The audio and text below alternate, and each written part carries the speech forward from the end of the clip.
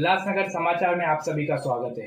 शहर से जुड़ी सारी खबरों के लिए हमारे न्यूज चैनल को सब्सक्राइब करें। उल्लासनगर में आए दिन आत्महत्याओं के मामले बढ़ते जा रहे हैं, जहां लोग अपने कर्ज के खातिर अपनी जान खुद ही लेने लगे हैं। कर्ज के दबाव में आकर लोग आत्महत्या जैसे कार्य कर रहे हैं, जबकि आप कानून और प्रशासन का भी सहारा ले सकते हैं। लोग अपने परिवार और छोटे बच्चों को, माता पिता को आत्महत्या कर अकेला छोड़ जाते हैं और अपने परिवार को और भी गंभीर स्थिति में डाल देते हैं। जबकि ऐसे कई और भी रास्ते हैं, कानूनी तौर तरीके हैं जिसे आप अपनाकर आत्महत्या से बच सकते हैं। ये एक अभियान है। आइए सुनते हैं पूरा इंटरव्यू। उस खराब स्थिति के आने का, उस मनुष्य दिन के आने का वेट मत करो।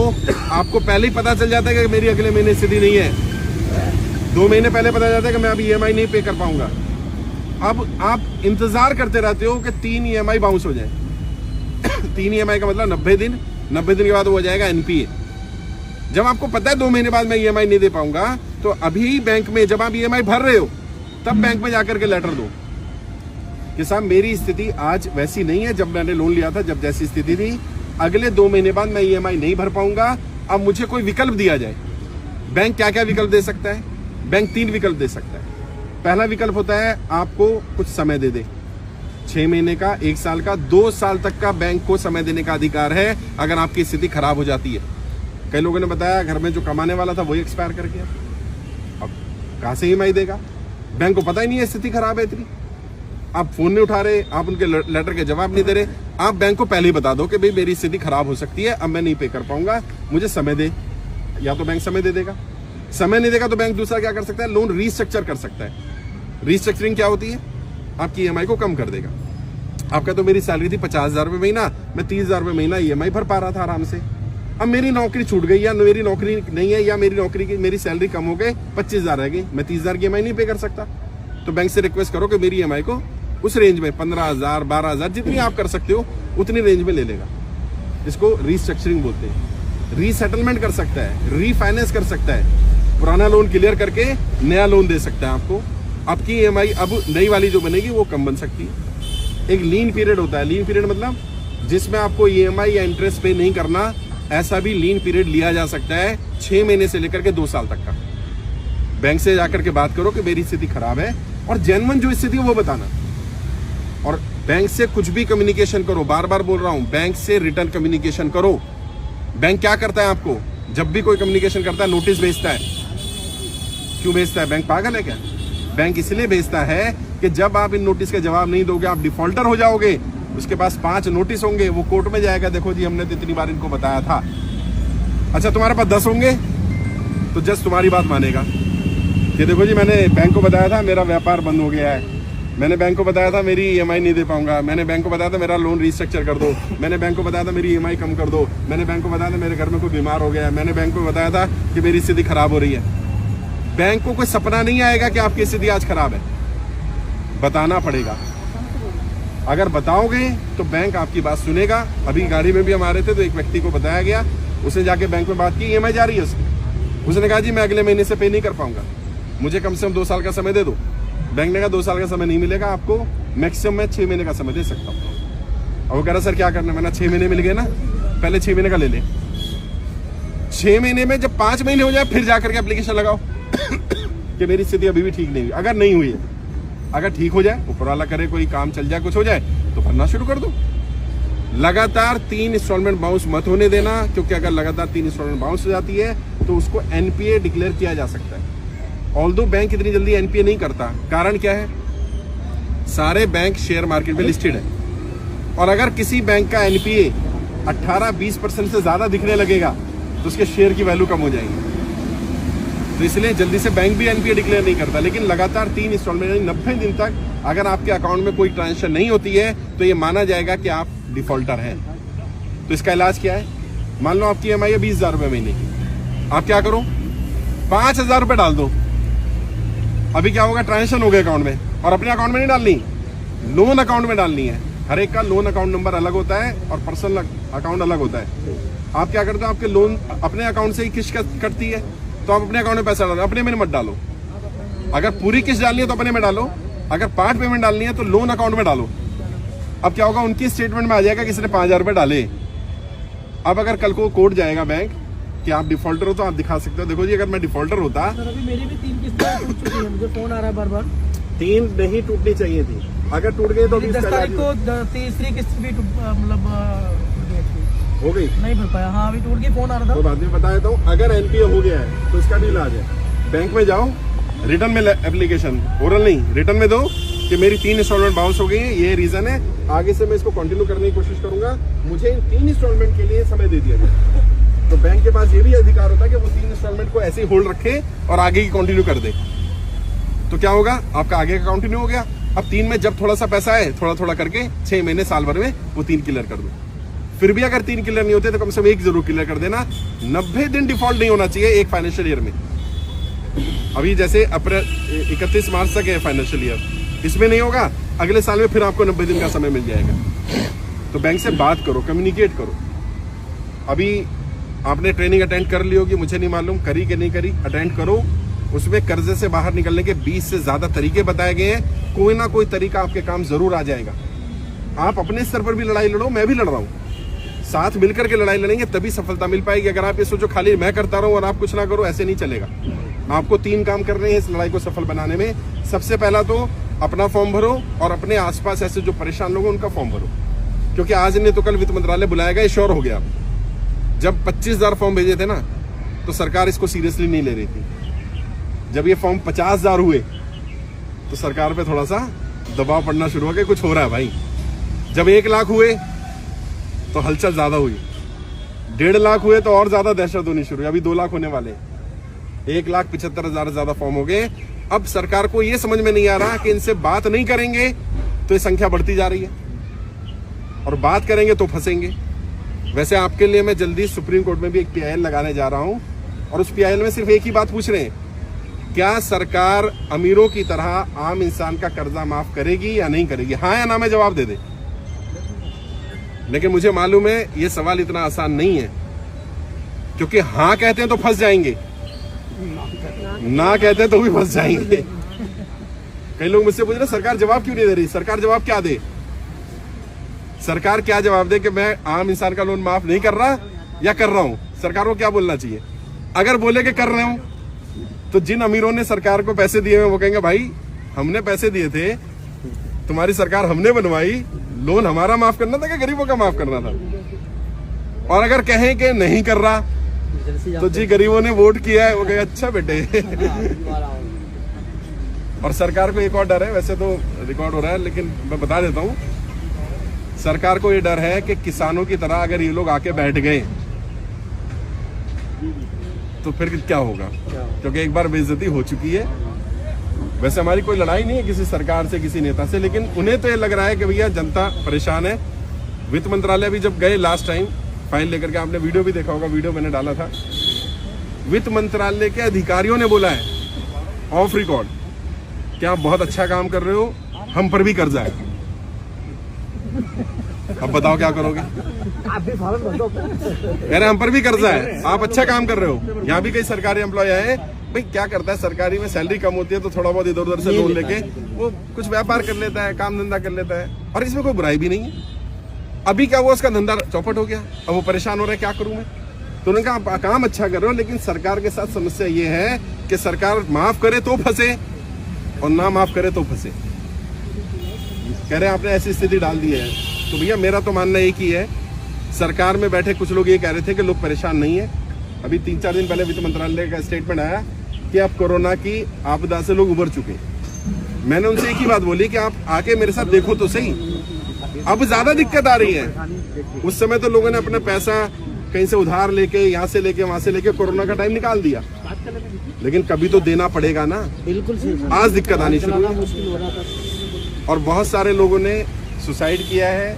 ऐसा कोई गलत कदम मत उठाइए, क्योंकि अगर आप ही नहीं बचे तो ये लड़ाई लड़ूंगा किसके लिए? भाई मेरे ऊपर कर्जा नहीं है, मेरी टीम पर, इन पर कर्जा नहीं है, संजय जी पर कर्जा नहीं है, मधु मैडम पर कर्जा नहीं है, राहुल जी पर कर्जा नहीं है, जो लोग हमारी टीम में जुड़े किसी पर कोई कर्जा नहीं है। मैं लड़ाई लड़ रहा हूँ आप लोगों की, जनता की। आप ही नहीं बचेंगे तो फिर लड़ूंगा किसके लिए भाई? दूसरा काम क्या करना है, संगठित होना पड़ेगा।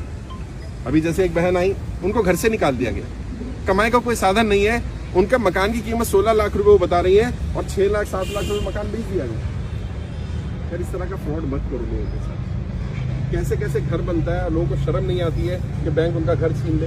कम से कम जितनी कीमत का है उतनी कीमत में बेच दो। अभी मैं वेस्ट बंगाल गया, 80 साल के बुजुर्ग आए, मेरे पैरों में पड़ के रोने लगे। कहते सर मैंने पोल्ट्री फार्म के लिए लोन लिया था, 4.5 करोड़ रुपए का मेरे ऊपर लोन है, 15 करोड़ रुपए मेरी वैल्यू है प्रॉपर्टी की, बैंक ने 3.5 करोड़ में बेच दी। बताइए, कह रहे मेरे ऊपर 1 करोड़ रुपए और निकाल दिया और मेरा घर भी बेच दिया। मतलब कितनी बदमाशी यार। अभी मैं महाराष्ट्र गया था, आपने देखा होगा, मैं नासिक में एक बहन आई, वो कहती है कि मेरे पति एक्सपायर कर गए, उनका लोन इंश्योर्ड था, क्योंकि जब भी बैंक लोन देता है तो क्या कहता है, आपका लोन इंश्योरेंस होना पड़ेगा, बिना इंश्योरेंस के नहीं देंगे। जब वो एक्सपायर हो गए तो किस्त लेने आ गए। तो मैंने कहा कि उस लेडी ने कहा कि भाई, मैंने बताया उनको क्या मेरे पति का तो लोन इंश्योर्ड था। कहते नहीं जी, लोन इंश्योर्ड नहीं था उनका, वो तो इंश्योरेंस इसलिए लिया जाता है, इंश्योरेंस का अमाउंट, ताकि लोन की सेफ्टी रहे, बंदे का इंश्योरेंस नहीं है। क्या सेंस है यार, मतलब मूर्ख बनाया जा रहा है। अगर लोन दिया है और जब ये बोल के दिया इंश्योर्ड है, तो इंश्योर्ड का मतलब बंदा क्या सोचता है कि अगर मुझे कुछ हो गया तो मेरे बच्चों को लोन नहीं भरना पड़ेगा। बिल्कुल। लेकिन बाद में बताया जाता है कि जी अभी पंजाब में क्या हमें बताया कि आधा लोन इंश्योर्ड है, अब आधा कौन इंश्योर्ड कर देते भाई। तो मिस सेलिंग हो रही है, बहुत ज्यादा गलत किया गया है। प्रॉब्लम ये थी कि जनता की बात कोई उठा ही नहीं रहा था।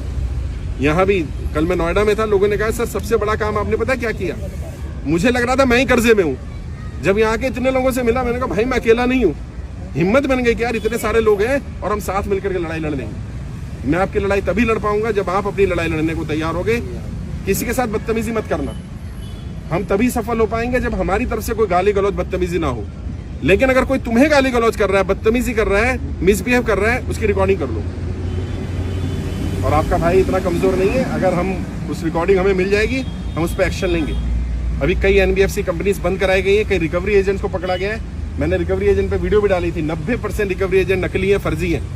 जब भी आए उसका आई कार्ड चेक करो। आपने कोई गुनाह थोड़ी कर दिया यार।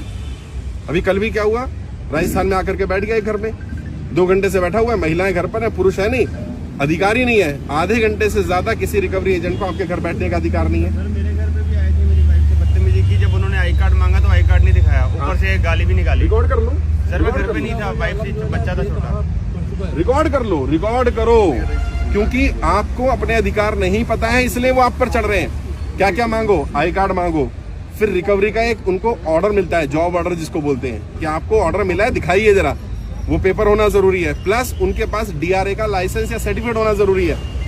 DRA का जिसके पास सर्टिफिकेट होगा वो गाली गलौज कर ही नहीं सकता, क्योंकि उनकी ट्रेनिंग में पहली चीज ये सिखाई जाती है कि आपने सर या मैडम कहकर बात करनी है, आप गाली गलौज नहीं कर सकते। यानी जो गाली गलौज कर रहा है वो नकली है। रिकॉर्डिंग करो उसकी कंप्लेंट करो। जब तुम्हें अपने अधिकार पता चलेंगे तो बदतमीजी करना बंद कर देंगे। फिर भी मेरे से कोई भी मदद चाहिए, मैंने जैसे कहा मैं सुप्रीम कोर्ट तक जाने की कोशिश कर रहा हूं आप लोगों के लिए, जहां तक हो सके लेकर जाएंगे। हो सकता है वित्त मंत्रालय आपको बुलाए, क्योंकि आप में से कई लोगों की फाइलें भेजी जा चुकी हैं, आज रजिस्ट्रेशन नंबर भी दूंगा।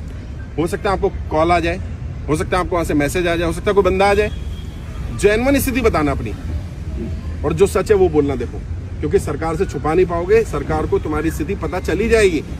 अगर कहीं गलत भी हो गया, कहीं पैसा लगा दिया, डूब गया, कुछ हो गया, बस सच बता दो भाई ये हुआ था, अब हो गया मेरे से। उसमें क्या होगा, सरकार जितना हो पाएगा मदद करेगी। एक और आखिरी चीज, कई लोग कल भी सवाल कर रहे थे और ये सबके सवाल है कि सर मेरा प्राइवेट फाइनेंसर का पैसा है या मेरा रिश्तेदार से लिया है, मैंने किसी अपने साले से ले लिया, जीजाजी से ले लिया, जान पहचान में ले लिया, अब उनका लोन का क्या होगा। तो लोन माफी का प्रोसीजर समझ लो। 2 बार लोन माफ हुआ है किसानों का, एक बार 1990 में हुआ, एक बार 2008 में हुआ। लोन माफी का प्रोसीजर क्या है, मान लो इनसे मैंने पैसा लिया, मेरा लोन माफ कर दिया सरकार ने, इनके पैसे का क्या होगा, क्या इनका पैसा डूब जाएगा। और अगर इनका पैसा डूब गया तो फिर तो अपने एक को बचाने के लिए एक को मरवा दिया। जिस साहूकार से, जिस रिश्तेदार से, जिस जानकार से आपने पैसा लिया और उसका पैसा डूब गया, तो उसका भी तो परिवार है यार, उसने जरूरत में हमारी मदद करी थी भाई। तो ऐसा तो नहीं होना चाहिए। तो सरकार का नियम क्या है, जिसने पैसा लिया होगा और जिससे लिया होगा दोनों को बुला लेगी सरकार। मैंने जिनसे लिया इन्हें भी बुलाएगी, मुझे भी बुलाएगी। इनसे पूछिए कितना दिया था, मुझसे पूछिए कितना लिया था, मैं बताऊंगा जी 2 लाख रुपए लिया था, वो बताएंगे हाँ 2 लाख रुपए दिया था। अच्छा, रेट ऑफ इंटरेस्ट क्या था, वो बताएंगे जी 2% था, क्योंकि 2% ज्यादा रेट ऑफ इंटरेस्ट नहीं ले सकते। अगर कोई 10 ले रहा है तो क्या होगा, आपने अगर साबित कर दिया उसने 10 लिया है तो 2% से ऊपर जितना दिया होगा वो सारा मूल में से कट जाएगा।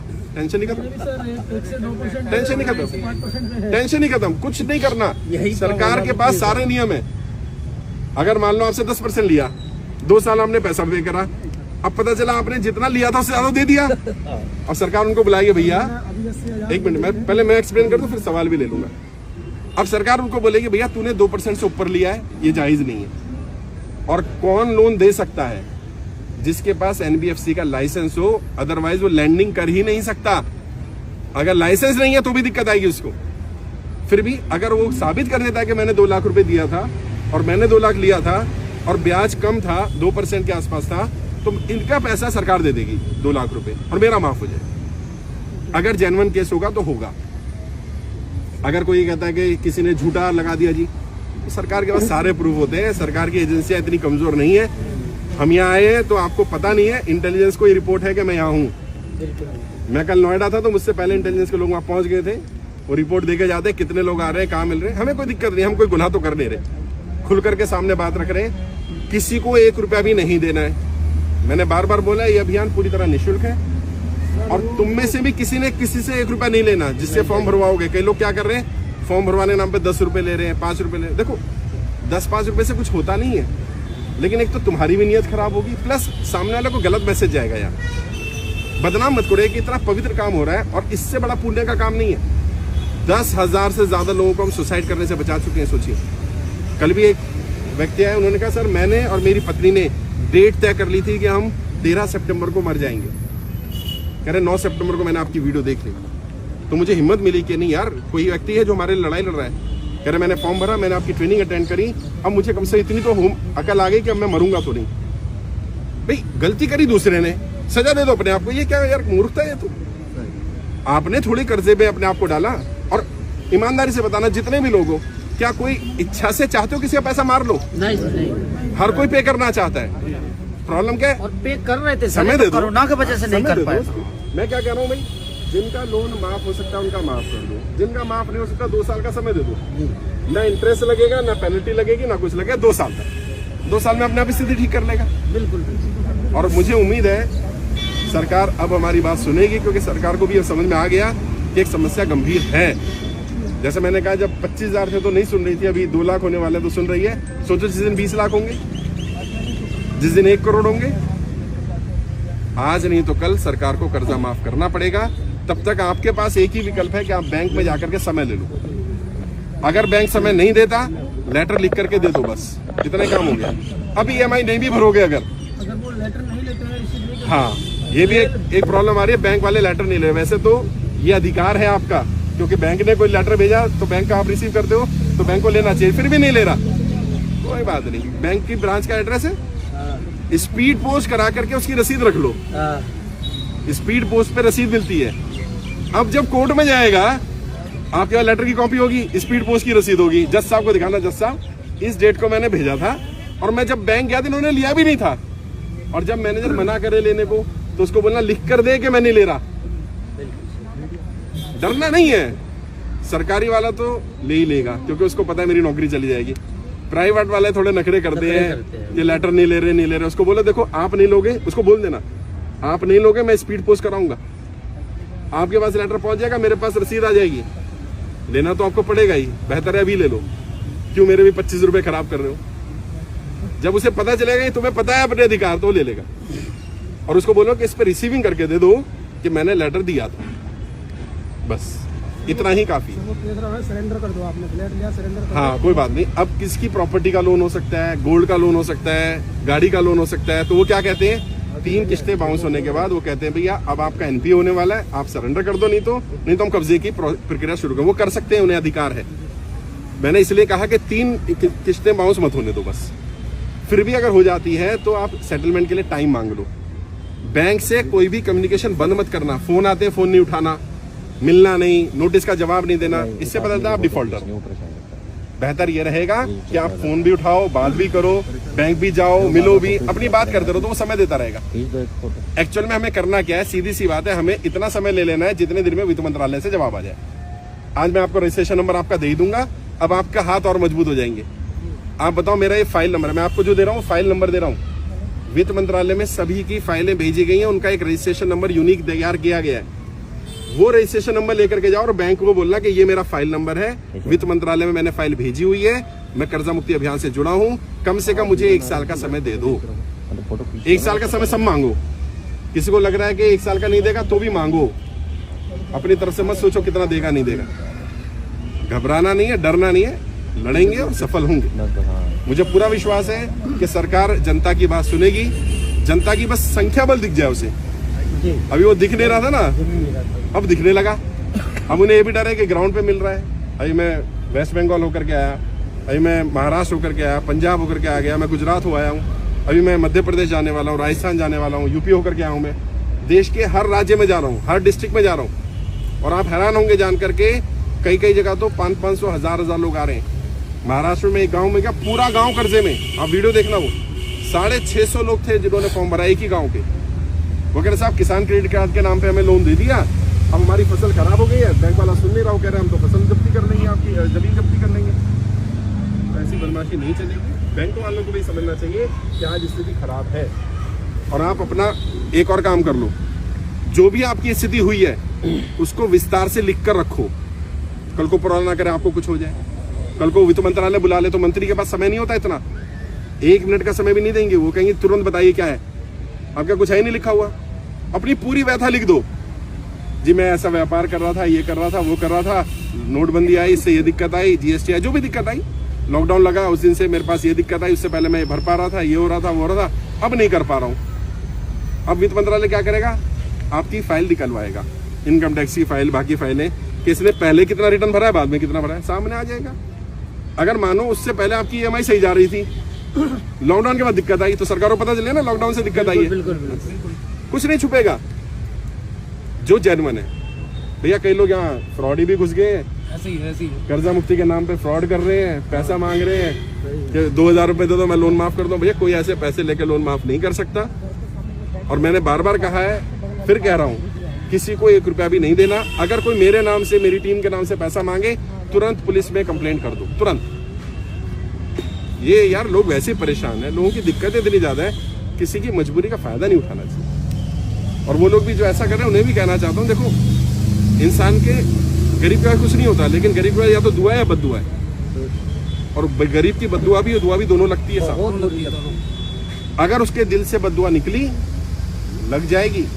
तुमने तो 2-4 हजार रुपए ले लोगे, लेकिन कीड़े पड़ेंगे, कीड़े परिवार के परिवार बर्बाद होते देखा है मैंने, बद्दुआ लग जाती है। दुआ लो, किसी की मदद करो, किसी का साथ दो यार। और इस समय आज जितने लोग आए सबका एक व्हाट्सएप ग्रुप भी बना दूंगा, आपस में भी संगठित रहो। कई लोग किसी को परेशान करते हैं, आसपास रहते हो 20 लोग इकट्ठे होकर पहुंच जाओ, हाँ भाई कैसे परेशान कर रहा मेरे भाई को, मतलब लगा भाई इतने लोग हैं। समस्या पता क्या है, कर्जा एक ऐसी बीमारी है कि कहा भी ना जाए और सहा भी ना जाए, बंदा किसी को बताता ही नहीं। भैया शर्म छोड़नी पड़ेगी। अगर ये शर्म नहीं छोड़ोगे, अभी भी कई लोग शर्मा शर्मी में यहाँ नहीं आ रहे, किसी को पता न चल जाए। अच्छा जिस दिन घर भी गया पता चल जाएगा, जिस दिन गाड़ी उठा के लेके जाएगा पता चल जाएगा। घुटते रहते हैं सर, घुटते रहो, क्या फायदा। सामने आओ, बात करो और स्वीकार करो कि इसमें तुम्हारी गलती नहीं है, क्योंकि सच है ये, इसमें तुम्हारी गलती नहीं है। रेडिसन ब्लू होटल का मालिक था अमित जैन, 5-6 दिन पहले उसने सुसाइड किया। जब 1-1.5 महीने 2 महीने हो गए सुसाइड से, 5-6 दिन पहले उसने मेरे को फोन किया था। उसने सर मिलना चाहता हूँ। मैं दिल्ली में नहीं था, मैं आने वाला हूँ, मिलेंगे, मुलाकात करेंगे। जितने मैं दिल्ली आया इतने पता चला सुसाइड कर लिया। 600 करोड़ का लोन था उसके ऊपर। 40-45 साल की उम्र में जो आदमी 2000 करोड़ का एम्पायर खड़ा कर चुका था जीरो से, अगर 10-20 साल और जी जाता तो पता नहीं कितना बड़ा काम कर लेता वो आदमी।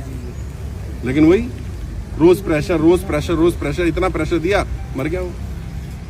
और इंसान पता है कर्जे से नहीं मर रहा, बदनामी से ज्यादा मर रहा है। जब उसको बदनाम किया जाता है, जिन रिश्तेदारों से वो छुपा रहा होता है उन्हीं को फोन करते हैं बैंक वाले, गारंटर को परेशान करते हैं, बाकी लोगों को परेशान करते हैं। तो मुझे मालूम है ये सब हो रहा है। लड़ाई लड़ेंगे, साथ मिलकर लड़ेंगे तो जरूर सफल भी होंगे। एक दूसरे का साथ दो, जाति धर्म भाषा क्षेत्र लिंग का भेदभाव मत करो, हर किसी का साथ खड़े हो जाओ। इस समय सबको सपोर्ट की जरूरत है। बिल्कुल। अगर धर्म जाति में फंसे रहोगे, इसमें उसमें फंसे रहोगे, मैं इसके यहाँ क्यों जाऊं, मैं उसके यहाँ, ऐसे मत करो। जिसको जरूरत है उसके यहाँ पहुंच जाओ यार, निस्वार्थ भाव से जाओ। मदद करोगे, मैं भी मदद करूंगा और मैं आपसे वादा करता हूँ एक एक व्यक्ति का 1-1 रुपया कर्जा माफ कराऊंगा। ये अंतिम सांस तक ये लड़ाई लड़ूंगा मैं आपको, लेकिन मैं तभी लड़ पाऊंगा जब आप भी मेरा साथ देंगे। अभी मिलते हैं, बारिश हो गई, थोड़ा साइड में हो जाते हैं हम लोग। सर आप पीएल करिए, कई हजार सिग्नेचर्स मैं दूंगा। नहीं, लाखों में जाएंगे जी। मैं अपनी तरफ से हजारों सिग्नेचर्स दूंगा। बहुत बढ़िया, बहुत बढ़िया, बहुत बढ़िया।